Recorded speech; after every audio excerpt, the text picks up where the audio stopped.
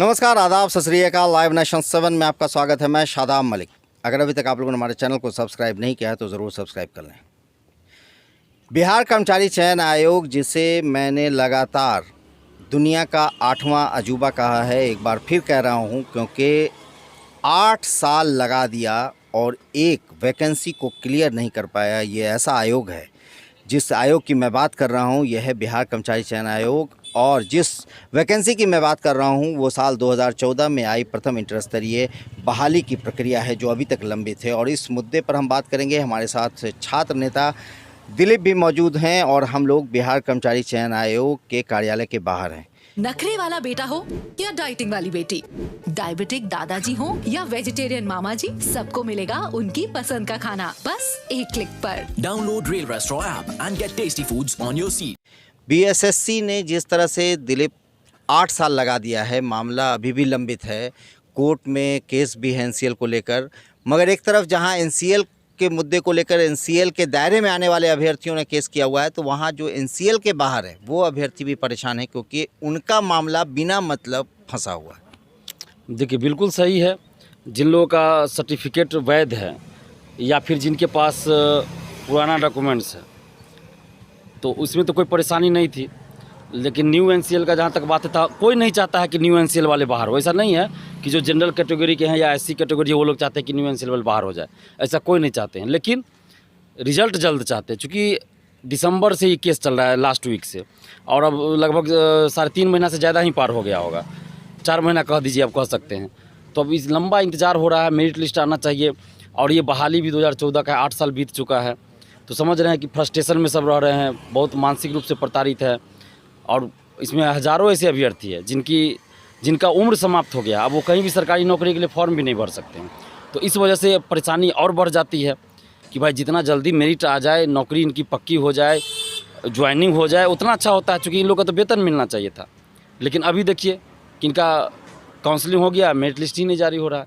तो अब जल्द से जल्द मेरिट लिस्ट जारी करना चाहिए और बीएसएससी को चाहिए कि इसमें हस्तक्षेप करे और मेंशनिंग करवाए और लिस्टिंग करवाए, जल्द से जल्द हियरिंग करवाए। तो क्या लग रहा है कि ये जो मामला है, ये मतलब उलझता चला जा रहा है, इसमें आयोग की तरफ से बहुत ज़्यादा कहा जाए कि सुस्ती दिखाई जा रही है? नहीं, बिल्कुल आयोग की तरफ से तो सुस्ती है, बहुत सुस्ती है, क्योंकि आयोग ने तो अभी तक एक बार भी मेंशनिंग या लिस्टिंग नहीं करवाया है। यही जब मेंस परीक्षा पे रोक लगी थी, जो पीटी में कुछ लोगों ने केस किया था, तो उसके बाद आयोग ने तो करवाया था खुद से सेकंड बेंच में जाके कि मेंस परीक्षा आयोजित करवाने के लिए हमको इजाज़त दीजिए, कि 63,000 से ज़्यादा स्टूडेंट्स का भविष्य इसमें लटका हुआ है। तो अभी क्यों नहीं ये जाके वो मेंशनिंग करवाते हैं और लिस्टिंग करवाते हैं, ताकि तो 12,000 के लगभग जो स्टूडेंट हैं, 12 साढ़े 12,000 जो जेन्युइन स्टूडेंट हैं, उनका तो अब लगभग नौकरी तय हो गई। नौकरी तय है, उनका तो तय है, काउंसलिंग हो चुका है, सीट से कम अपीयर हुए हैं काउंसलिंग में, तो उनकी तो नौकरी पक्की है। बस मेरिट लिस्ट निकलना है, इनको ज्वाइनिंग देना है। और इसके बावजूद भी बीएसएससी, जबकि कई डिपार्टमेंट से ये लेटर भी आता है इनके पास कि आप जल्द से जल्द इस बहाली को पूरा करके हमें कर्मचारियों को सौंपिए, इसके बावजूद भी बीएसएससी जो है सो जानबूझकर सिर्फ बहाना बनाती है कि मामला कोर्ट में है, मामला कोर्ट में है। लेकिन कभी भी बीएसएससी ने ऐसा प्रयास नहीं किया जिससे कि जल्द सुनवाई हो और जल्द डिसीजन आए। और पिटिशनर को भी चाहिए कि जितना जल्द हो सके इस पर हियरिंग करवाए, मेंशनिंग करवाए, लिस्टिंग करवाए, हियरिंग हो, जल्द सुनवाई हो इस केस की, जल्द डिसीजन आए। लेकिन बीएसएससी चूँकि सरकारी संस्था है, सरकार का अंग है, अगर ये चाह ले तो तुरंत सुनवाई करवा सकती है, क्योंकि महाधिवक्ता जब कोर्ट में खड़े होते हैं तो उनका असर होता है और जल्द सुनवाई हो जाएगी। लेकिन ये चाहती ही नहीं है बीएसएससी, ये तो बहाली को बस लटका के रखना चाहती है। और भी कुछ अभ्यर्थी हैं, उनसे भी बात करना चाहेंगे। आपका नाम? संजय कुमार हुआ। संजय, क्या कहना चाहते हैं, क्या अपील कहना चाहते हैं कि जितना जल्दी हो सके मेरिट लिस्ट जारी किया जाए। हम लोग 4 महीना से परेशान हो गए हैं, काउंसलिंग करा चुके हैं और सब चीज़ ठीक है, उसके बाद भी जानकर मामला कोर्ट में फंसाया जा रहा है। ऐसी बात नहीं है कि कोई बहुत बड़ी घटना हो, इसलिए हम आयोग से यही निवेदन करना चाहते हैं कि जितना जल्द हो सके मेरिट लिस्ट जारी किया जाए। आपका नाम? जी, राज शर्मा।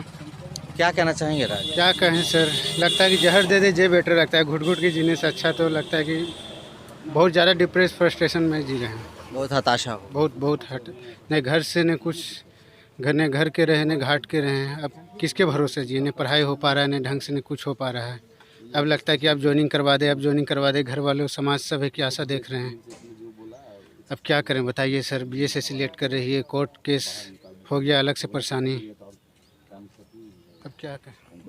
बहुत ज़्यादा हताशा अभ्यर्थियों में है, निराशा है और सबका तो यही कहना है कि जल्दी जितना जल्दी मेरिट लिस्ट पब्लिश करे। कितना दिन और अटकाएगा? 8 साल तो ऑलरेडी हो चुका है। चाहे आयोग चाहे तो एक दिन में लिस्ट पब्लिश कर सकता है, वो विदाउट एनसीएल हो चाहे विथ एनसीएल हो। हम लोगों को इस सबसे कोई मतलब नहीं। इवन हम लोगों को लगता है कि किसी को मतलब नहीं होगा कि वो विदाउट एनसीएल है व विथ एनसीएल है, क्योंकि जो भी डिसीजन है वो आयोग का है और ये एक ऑटोनमस बॉडी है, ये कोई भी डिसीजन ले सकता है, किसी पे इसका दबाव नहीं है, ये अपना रूल खुद बनाती है। तो आई थिंक हमको लगता है जो भी डिसीजन हो वो सारे स्टूडेंट को एक्सेप्ट होना भी चाहिए।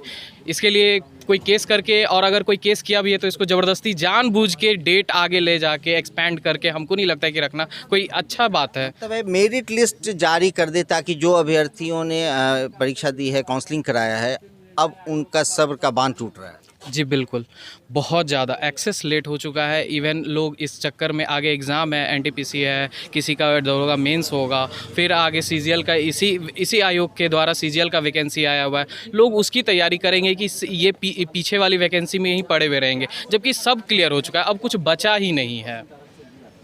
तो ये अभ्यर्थियों का कहना है कि जिस तरह के हालात बनाए गए हैं बीएसएससी के द्वारा, ये कहीं ना कहीं एक बड़ा 8 साल का समय बीत चुका और ऐसे में 8 साल के बाद अभी भी ये मामला कोर्ट में है और कोर्ट में होने की वजह से अभी तक फैसला नहीं आया है, जिसकी वजह से इन अभ्यर्थियों का भविष्य कहीं ना कहीं अधर में लटका हुआ नज़र आ रहा है। हताशा, निराशा इनके अंदर बहुत ही ज़्यादा अधिक बढ़ती चली जा रही है। तो ज़रूरत है कि इन सारी चीज़ों को पर विचार किया जाए, इस पर जल्द से जल्द फैसला दिया जाए ताकि जितनी जल्दी हो सके ये अभ्यर्थी नौकरी पा सकें, क्योंकि साल 2014 में जिन अभ्यर्थियों ने आवेदन दिया था तब वो इंटर पास थे, मगर अब ज़्यादातर उसमें से ग्रेजुएट हो चुके हैं और ग्रेजुएट लेवल की भी वैकेंसी आ गई है। ये अभ्यर्थी कुछ समझ में नहीं आ रहा कि वो करें तो क्या करें और इंतज़ार करें तो आखिर कितना करें।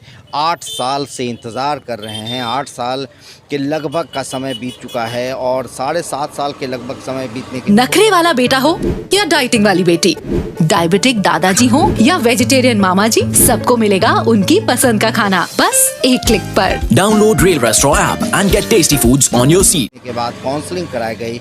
काउंसलिंग को भी 4 महीने लगभग हो चले हैं और काउंसलिंग के बाद भी ये मामला अभी तक सुलझा नहीं है। ये बहाली का अभी तक फाइनल रिज़ल्ट नहीं आया है और ये अभ्यर्थी उस रिज़ल्ट के इंतज़ार में आयोग के सामने आते रहते हैं, आयोग से अपनी मांगें रखते रहते हैं, मगर आयोग इनकी ना बातें सुन रहा है, ना इन पर ध्यान दे रहा है। और अब देखना है कि उच्च न्यायालय पटना क्या करता है और आयोग क्या करता है, क्योंकि इनका भविष्य अब इन्हीं के हाथों में है। बने रहें हमारे साथ, देखते रहे हमारा वीडियो। अगर अभी तक आप लोगों ने हमारे चैनल को सब्सक्राइब नहीं किया है तो ज़रूर सब्सक्राइब कर लें। अगर आप ट्विटर के हैंडल पर हमें फॉलो भी ज़रूर करें। धन्यवाद।